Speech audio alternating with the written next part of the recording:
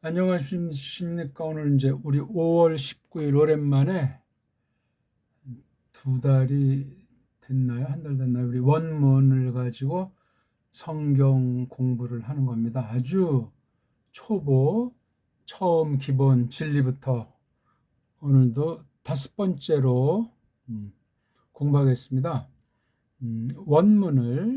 원문을 가지고 우리가 공부를 하는 거죠. 예, 원문.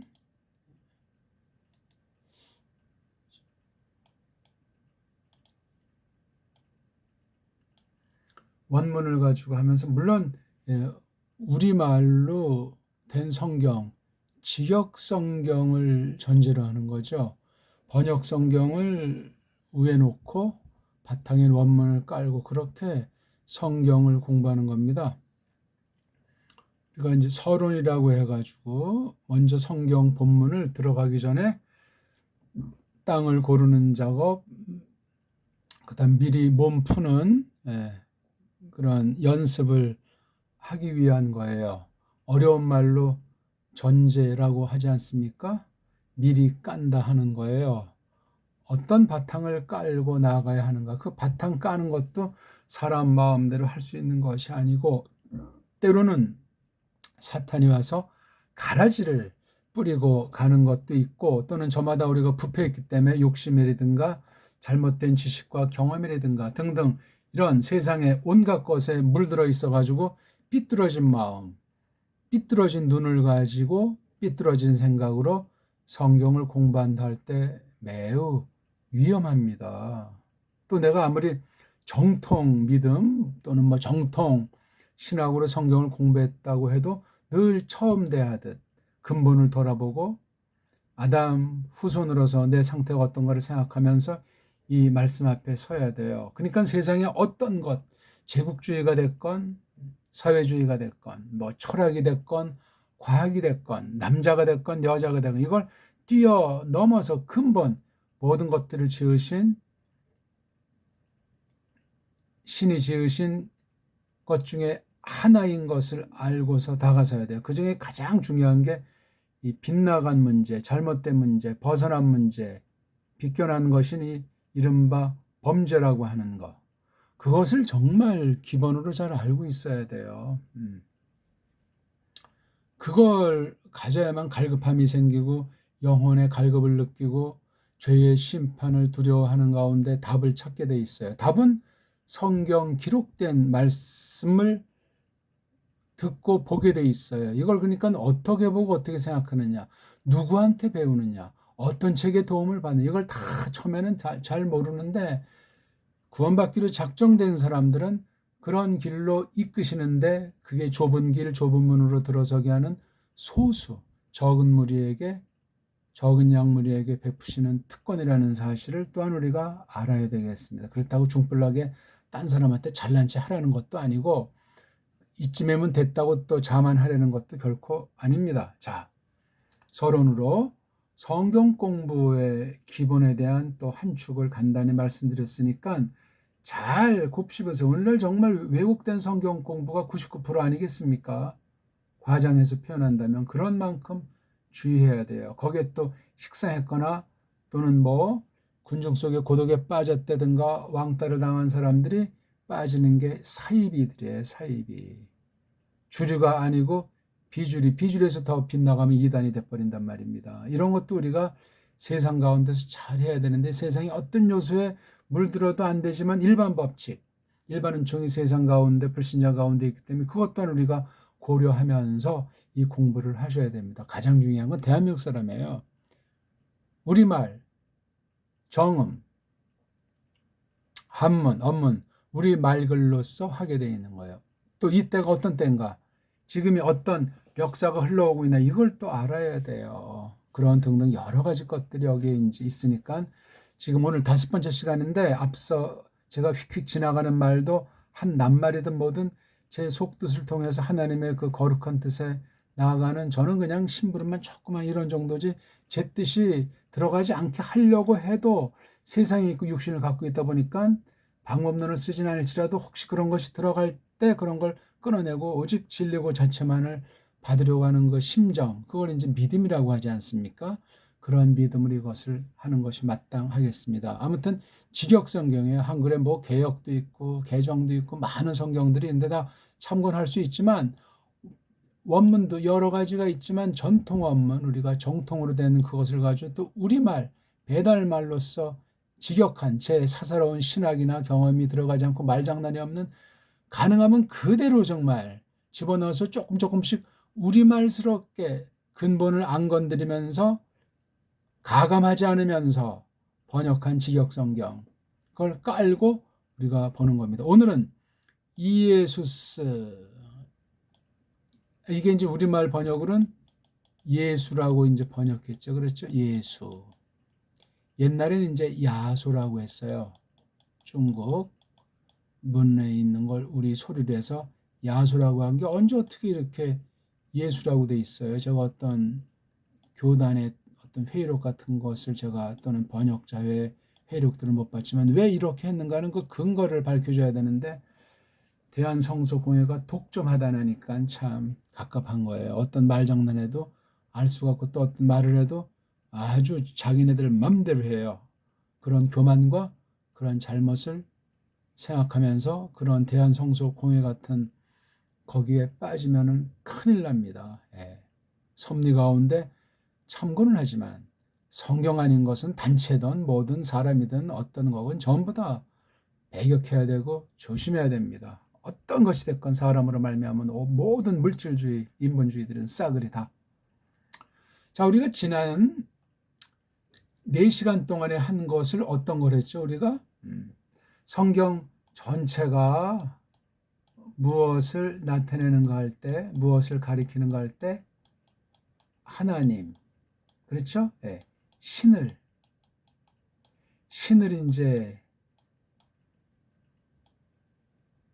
이제 나타내는 것 아니겠습니까? 이건 우리 삼척동자가 알아요. 이걸 아주 확고하게 하셔야 돼요. 이걸 잘 알면은 사람이 무엇이구나 하는 걸 이제 비로소 똑바로 알기 시작하는 거예요. 사람 중에 있는 이제 나를 잘 알아서 나를 어떻게 해야 될 것인가, 내가 무엇인가를 알면 이 나를 어떻게 할 것인가, 이걸 이 성경에서 공부하게 되는 얘기를 했고, 자, 성경을 전체를 이렇게 한 단어는 하나님 또는 신이라고 했는데 또 이걸 한마디로 또 우리가 뭐라고 한 문장으로 한 단어가 주어, 한 단어가 동사, 서술어. 어떻게 한다고 그랬죠? 주절이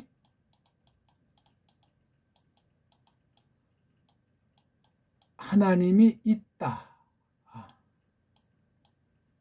이건 이제 쌍시옷이 이렇게 돼 있죠. 너무 쌍시옷 있으면 거칠어져. 그래서 시옷 하나만 써본 거예요. 하나님이 있다. 조금 이제 문자를 쓰면은 계시다. 그렇죠? 계신다. 이걸 조금 이제 더 어려운 말로 하면 존재. 하나님이 존재하신다. 하나님 존재예요. 이게 지금 주절이에요. 주절. 이걸 금방은 알 수 없으니까 이걸 설명해 준 게 종절, 종속절, 부속절이 되는 거죠. 그건 뭐죠? 하나님이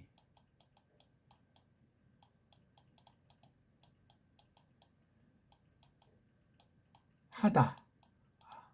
하나님이 있다. 이다. 하나님이 하다.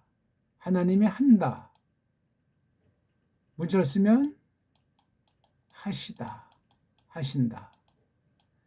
어려운 말로 일하는 거니까 사역. 그래서 하나님 존재와 하나님 사역의 성경 전체요. 신학 핵심이요. 우리가 사는 데서 깨달아야 될 큰 두 둥치예요. 하나를 둘로 이제 갈라서 표현해 본 거죠. 근데 하나님이 계신다는 사실은 사람에 속한 것이 아니고 성경을 통해서만 알 수 있는데, 성경을 통해서 어떻게 하나님의 존재를 알려주시는가 하니까 하신 일, 하나님께서 해내신 것, 움직이신가? 이걸 통해서 하나님이 계시는구나. 그렇죠? 좀 일함을 통해서 사람이 빗대서 말할 때 하나님이 어떠하시구나. 하나님이 사랑이시구나. 하나님이 빛이시구나. 이런 방편들을 사람과 맞닥뜨려서 사귀면서 사람의 처지로 낮추셔서 일러주셔가지고 이것이 되는 거예요. 이게 성경 전체 가르침이에요. 뭐 구약이 됐건 신약이 됐건 둘로 쪼개면은 전체가 66권 전체가 이거예요. 하나님이 있다. 하나님이 한다. 하나님이 존재하신다. 하나님이 사역하신다. 이거예요, 다가. 이걸 놓치지 않으셔야 돼. 물론 지금 이 정도 가지고 다 말했다는 것이 아니죠. 그래서 이걸 이제 언어, 문법으로 볼 때 주어, 동사. 완전한 문장이 되려면 주어가 하나, 동사가 하나. 이걸 벗어난 건 이렇게 저렇게 이제 사람들이 꾸민 거예요. 문장을 볼 때 어떤 거 강조하고 또는 어떤 뜻을 좀 더 밝혀보려고 한 거지. 주어가 하나, 동사가 하나. 나머지는 다 필요한 말들이에요. 없어도 좋고 있어도 좋고 요거예요. 주어 한 단어, 동사 한 단어. 주어를 보통 넓게 말하면 명사라고 하잖아요. 명사.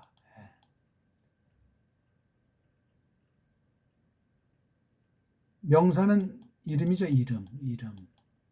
이름을 가르쳐요. 이름.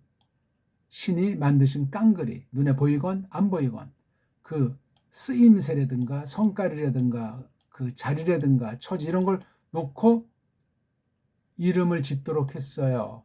타락 전에 지은 이름이 있고 타락한 뒤에 나타난 이름이 있습니다. 그러니까 이름 지음에도 나쁜 애들이 만드는 것도 오늘날 있지 않습니까? 타락한 사람, 믿음이 없는 사람. 그런 건 정말 조심해야 돼요. 명칭들. 컴퓨터. 딴 나라 말을 우리말로 음역한 거잖아요. 과연 이게 좋으냐 나쁘냐 이런 것도 우리가 고민하면서 써야만 성경을 똑바로 공부할 수 있습니다. 그 다음에 동사는 뭐죠? 움직이는 거예요. 움직임. 이름이 움직이는 거예요. 또는 뭐 일함. 이름이 어떻게 쓰여지는 거예요. 이거 다 하나님 주권이에요. 이름이 만들어진 거, 그 다음에 이 이름이 움직이는 거, 일하는 거. 이름 지었고 만들어 놓으신 대로 하나님의 뜻을 펼치는 방편이에요. 이 움직임, 이 일하면 이게 결과도 나타낼 때 이제 결과는 상태가 되겠죠. 그렇죠? 상태. 과정은 움직이는 건데 상태. 이건 그러니까 이게 결론이에요. 결론. 이름이라고 하는 것은 움직임 없이는 아무것도 안 해요. 존재 값어치가 없어요. 언어 한계 가운데서 볼 때. 그래서 이름이랑 이 움직이는 걸 통해서 이름값이 나타나는 거예요. 해가 그렇구나. 그래서 이 주어랑 동사를 잡는 게 자기네 나라 말도 그렇고 딴 나라 말을 배울 때 핵심의 핵심. 주어라는 이 말뜻이 뭐냐? 동사라는 말뜻이 뭐냐? 그 뜻매김을 이른바 어려운 말로 정의 일본 말인데 뜻매김을 자꾸 해서 점점 아주 자기 거로 피가 되고 살이 되게 만드는 게 중요해요. 그 다음 동사를 또 반드시 알아야만 그러니까 이 동사굿이라는 말을 동사지 원래부터 동사가 있는 건 아니고 그렇잖아요. 그래서 원래 이거 주어라고 하는 이름에서 번져 나온 것이 아닌가 이렇게 우리가 추정하는 것이 자연스러워요. 그러니까 동사에는 원래 이제 뭐 또 동사도 쓰일 수 있고 좀 이게 확대가 되면 서술한다고 하죠. 서술은 또 다른 말로 하면 설명 같은 말이에요. 설명. 서술, 설명. 그러니까 주어 이 이름 하나, 명사 낱말 하나 가지고 한다는 이걸 풀어나가는 거야. 그런 말 중에 핵심 되는 걸 우리가 문법 용어로 베르붐, 버브, 동사, 움직시 그렇게 이제 말들을 하는 거예요. 요거 꼭 중요한 겁니다. 그래서 이런 중심으로 성경을 이제 풀이한다고 할 때 문법에 맞게 1차로 껍데기를 해석해 주는 게 중요해요. 예를 들어서 우리가 창세기 1장 1절을 보면 여기 바라가 이게 바로 움직임이고 엘로힘이 주어예요. 구약은 이제 이렇게 동사가 주어 앞에 나오는 순서로 되어 있으니까 바라 만들었다. 그 다음 엘로힘, 주어인 명사가 뒤에 나왔어요. 엘로힘이. 그럼 벌써 뒤에 이런 문장이나 앞에 이런 거는 그냥 끝난 거야. 근데 처음에 딱 봤을 때 이게 동사냐 동사 아니냐 잡는 게 모든 언어 배우는데 첩경이에요. 동사. 딱 봤을 때 이게 동사 구실. 명사를 설명해주고 서술해주고 명사가 할 일의 그 근본 어떤 그 결과에 대해서 궁극의 상태를 어떤 거라고 이렇게 울타리를 쳐놓는가. 이 안에 이름씨를 두는 거예요. 에? 그래서 이 동사가 철저하게 이름에 배반하지 않고 복종한단 말이에요. 철저한 비서실장이에요. 바라를 통하지 않고는 성립이 되지 않는다니까요. 기본 문장이 그렇다 이 얘기예요. 자, 그렇다면 지금까지 우리가 하나님이 계신다, 하나님이 하신다, 그 두 문장, 주문장, 부문장, 그렇죠? 주문장, 종문장, 주인 문장, 머슴 문장 이렇게 했단 말이에요. 자, 그럼 이걸 또 단박에 성경 알 수가 없어요. 여기 구약 보니까 이렇게 하나님으로 번역된 엘로힘 자가 있냐. 거기까지만 하면 이건 껍데기라는 거지 진짜 먹어야 될 영혼의 양식으로 속의 영적인 뜻을 모르는 거예요. 물론 겉의 뜻을 중시해야 돼요. 겉의 뜻을 중시하지 않고 알레고리칼한 풀이 즉 영해라고 하는 거 하지 않습니까? 그건 끝장나는 거예요. 성경의 독특한 형태의 어떤 그 영적 해석 비슷한 거 이른바 뭐 풍이라고도 한글에서는 번역하는 그런 것들이 덜어 있는데 퍽 조심해야 됩니다. 그건 성경 자체로 성경을 해석하는 원리의 범주에서 넉넉하게 해석해낼 수 있습니다. 알게 해주시는 만큼 현재 스코어만큼 알 수 있다 그 말입니다. 자, 그러면 그 하나님을 알게 해주시고 보여주신 게 성경이잖아요. 그걸 그래서 제가 계시라는 말을 썼어요. 그렇죠? 세 번째 시간인가 계시. 몰랐던 걸 보여준다. 감췄던 걸 열어준다. 누구한테? 대상이 바로 사람 중에 하나님의 자녀들, 구원받기로 작정된 사람에게 눈을 띄워주고 마음을 열어주시는 건 누가 하시냐? 성령님이 하시는 거예요. 그 증거가 뭐냐? 죄를 깨달았다는 거예요. 신의 존재를 안다는 거야. 내가 왜 누구 후손으로 어떤 잘못을 했기에 지금 이 모양 이 꼴이 되었던가 하는 걸 성경 기록을 통해서 확인한단 말이에요. 성경 기록을 통해서. 그 기류에는 아무것도 없어요. 그러니까 우리가 전도를 한다고 할 때도 내 힘으로 뭐 전도해서 강제로 뭘 하려고 하는 것이 아니고 뭐 직접 간접으로 알려주는 거야. 알리되 정확히 알려줘야 돼. 아는 것만큼 성경에 거슬리지 않게. 그러니까 먼저 전도한다고 방방 뜰 것이 아니고 배워야 돼요.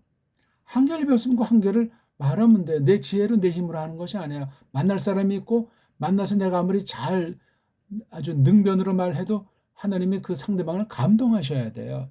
지식이 있다고 되는 것도 아니고 지식이 필요 없다는 것이 아니라 건강하다고 능상을 입고 어떤 사람 병이 들게 만드셔서 복음을 접해서 회개하게 하는 거예요. 등등. 그러니까 전도 지상주의, 선교 지상주의도 잘못이라는 것을 말씀드린 겁니다. 진리 하나뿐이에요. 하나님 하나뿐이란 말이에요. 인간들이 뭘 합니까? 하기는 아무것도 아닌데. 그걸 깨닫는 거예요. 죄를 똑바로 깨달은 사람이 나는 아무것도 할 수 없구나. 나는 정말 죄인 중에 괴수로구나. 이거를 늘 죽을 때까지 까먹으면 안 된단 말이에요. 그 까먹는 순간 교만이에요. 옛사람이 딱 나오고 어둠의 권세에 농락당하게 된다 그 말입니다. 그럼 뭐 아주 온통 더러워지는 거예요. 물론 구원받기로 작정된 사람은 근본으로 안 망가져요. 용서받지 못할 범죄를 하지 않는단 말이죠. 이른바 성령 회방죄 같은 것. 자, 그럼 하나님을 알려주는데 하나님이 계시다는 걸 알려면 하나님이 일하시는 걸 통해서 알려주는데 하나님이 일하신 것의 핵심이 무엇이냐 이거예요. 우리가 잘 모르니까 신약 표현에 하나님께서 아들을 보내시잖아요. 여자한테 정한 때 태어나게 하시잖아요. 이것이 구약엔 예언이 돼 있는 거예요. 신약은 성취가 돼 있고. 그래가지고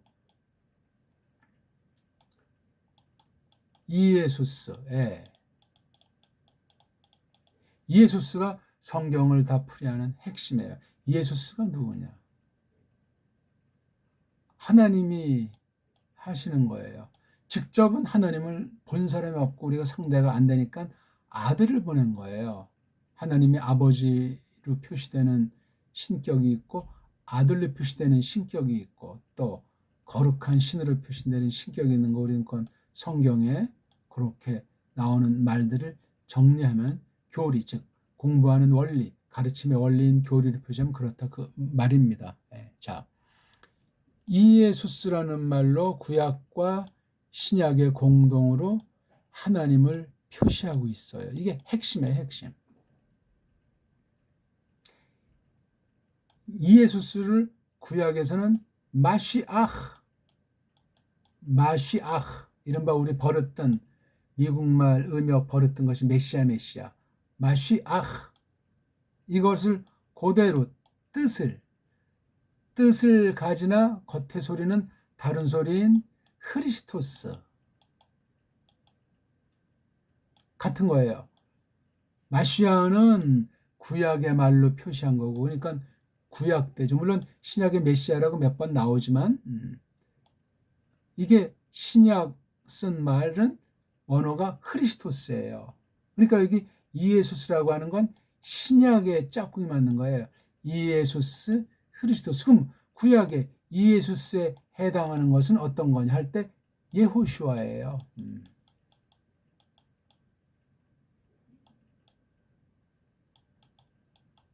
네.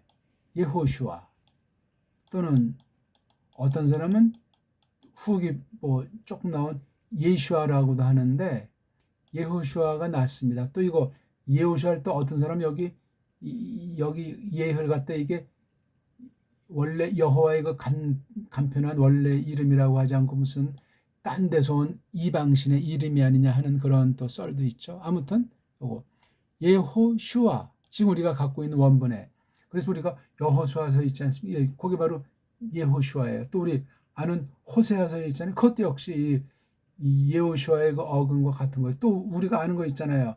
이사야 이건 예샤야후에 역시 같은 건데 이 속뜻은 이에수스랑 관련돼요. 마태복음 1장에 나오지 않습니까? 21절에 나옵니까? 예수라는 이름 뜻 하나님이 자기 백성을 죄에서 건지는 거. 그렇죠?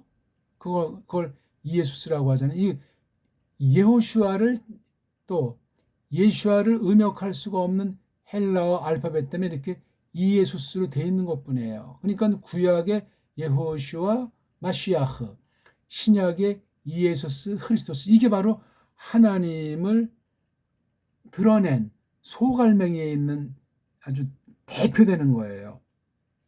나로 말미암지 않고는 아버지를 알 수 없다. 나를 본 자는 아버지를 봤다. 우리 특히 이제 요한이 그런 말을 많이 하고 요한복음 5장의 흐름 보게 되면 아버지랑 나는 하나야. 굉장히 간단한 꼬맹이도 아는 말인데 속뜻은 무한한 말이에요. 성경 전체를 다 안다고 할지라도 다 아는 거나 왜? 성경 안에 있는 건 우리가 알 수 있는 만큼 충만한 만큼 간추려 준 거잖아요. 아주 그렇죠?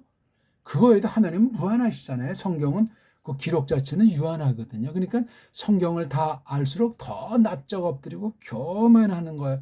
교만하는 것이 아니고 겸손 또 겸비의 자세를 표현할 수밖에 없어요. 그 겸손 겸비의 표현한 이름이 바로 이 예호슈아 이에수스라는 이름이 담고 있는 거예요. 하나님이 피조물에게 있는 그 살을 입고 나타나신 거예요. 구약은 구약 방식으로 현현하고 신약은 신약 방식으로 했잖아요. 그렇죠? 진짜 오신 건 신약 때 처음으로 마지막으로 오신 그분이에요. 사람의 살로 나타나신 것. 말씀이 육신이 되는 것. 구약은 이렇게 예표로 현현하신 거예요. 에? 그림자로 보통 나타났다 이렇게 말하지 않습니까? 이게 핵심이에요. 하나님이 있다. 하나님이 한다. 예호슈아는 마시아흐, 그 다음에 이에수스는 크리스토스, 이걸 가르치는 거예요. 그래서 구약에 하나님으로 번역된 이름이 하나가 예호바가 있잖아요.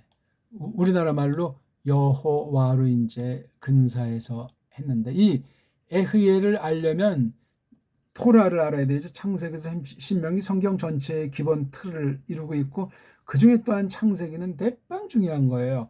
창세기를 잘 알기 위해서 출애굽기, 레위기, 민수기가 있어요. 또 이걸 앞에 네 권을 잘 알기 위해서 다시 한번 정리해 준 게 신명기예요. 신명기. 그때부터 쫙 해서 저쪽 이제 계시록까지 나가는데 그중에 특히 구약을 마감하고 신약이 나타날 때 말씀이 육신이 된 거예요. 하나님의 아들이 사람으로 나타났던 거예요. 대선은 최고의 사건인 거예요. 창조를 넘어서는 재창조를 마련하시기 위해서 나타나신 정말 역사 이래 그런 것이 전무후무한 것이라는 사실을 꽉 잡아야 돼요. 이에수스, 우리말 번역으로 예수. 근데 이 예호바가 출애굽기의 3장 6장에 있는 걸 종합하면 에흐예라고 해줘야 돼요. 에흐예. 에흐예가 한 가지가 있고 또 여기 아쉐르츠 하나 붙이고 에흐예를 또다시 해서 에흐예, 아쉐르, 에흐예가 이게 이름이에요. 이름. 줄여서 에흐예. 근데 갑자기 이렇게 바뀌어 있어요. 언제 바꿨는지, 왜 바꿨는지, 어떤 뜻인지 성경에 선명히 보이지가 않아요. 그러니까 이 글자라고 하는 것의 한계, 그 다음 최초의 원본은 없다 나니까 또 원수들의 속임과 유혹을 던진 것은 없지 않나 하는 걸 원문이든 역본이든 조심해서 믿음으로 다가서야 하겠습니다. 아무튼 그러니까 예호바라는 이 발음도 중요해요. 이걸 오늘날 뭐 여호와니 야훼니 야훼니 이게 나라 말이 다르기 때문에 차이가 있는 것은 감안할지라도 이런 구약 원문에 있는 요드해 바브해 또는 알레프해 요드해 요거를 두 가지를 잘 공히 알면서 이걸 에흐예라고 발음할 줄 알고 그다음에 이것을 갖다 예호바라고 하는데 여기서 모음 발음 또한 사람들이 만들어 놓은 것이기 때문에 그냥 그렇게 알고 잊어버리면 돼요. 단 예호바라고 우리말 번역으로 하는 것이 가장 정확하게 묘사할 수 있는 겁니다. 에흐예. 이게 이제 신약에선 어떤 거로 돼 있냐면 신약엔 이 말이 잘 보이지가 않아요. 알렐루야라고 계시록에 3번 나옵니까? 몇 번 나옵니까? 거기 알렐루이아 이 아 할 때 그 아자 이야 알렐루이아 이아 요게 이제 바로 이 예호바의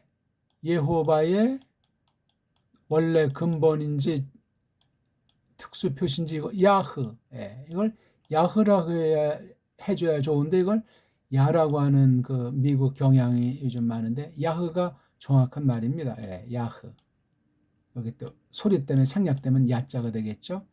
그렇게 이제 짧은 형으로 이렇게 이제 나온 걸 쓰기도 하는데 아무튼 이거 말고는 없어요. 그래서 예호바에 해당하는 것이 에고 에임이라고 예수스께서 사용했습니다. 에고 에임이 나는 이다. 이거 근데 인칭대명사니까 나야말로 나이다. 나로 있다. 바로 이게 에흐예의 해석한 거예요. 알레프가 에고잖아요. 그렇죠? 그 다음 하야 동사가 이게 비동사, 존재 동사니까 여기 에이미 동사잖아요. 그렇죠? 요걸 그대로 속뜻을 그대로 변질하지 않고 구약 원어를 신약 원어로 바꾼 거예요. 에흐예를 에고 에이미로 하셨기 때문에 이 구약의 요드의 바브에는 이건 후대 누가 이렇게 바꾸지 않았을까 하는 생각을 조심스럽게 보는 거예요. 표기가 어떻게 됐건 속뜻을 알면 되고 표기를 함부로 바꾸면 안 돼요. 발음이야 뭐 이런 모음부호나 액센트 비호는 사람들이 만들어 놨지만 이런 글꼴도 원래 이런 거였는지 고대 어떤 또 다른 글꼴이 있는지 그것도 오리무중 잘 몰라요 우리가.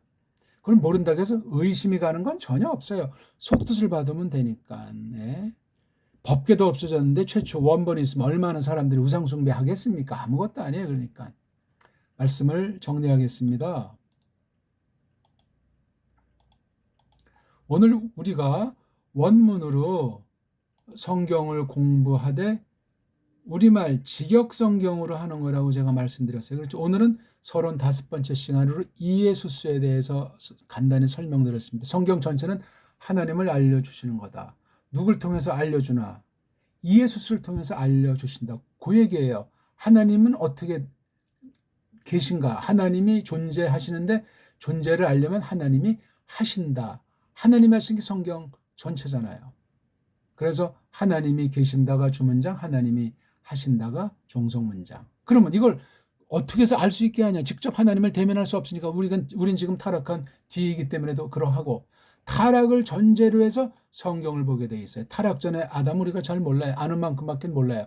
타락한 뒤에 둘째 아담인 예수스를 통해서 창조 전에 이것을 영원한 나라의 처지에서 알게 하시는 만큼 깨닫게 되는 거죠. 아무튼 하나님을 어떻게 하시냐? 예수스를 통해서 아는 거예요. 그럼 예수스가 뭐냐? 여호와가 구원하신다는 뜻이에요. 여호와가 구원하신다는 뜻. 이게 구약은 어떻게 되느냐? 여호슈아, 한글 번역으로 여호수아. 여호슈아가 어떤 사역을 하는가? 마시아흐.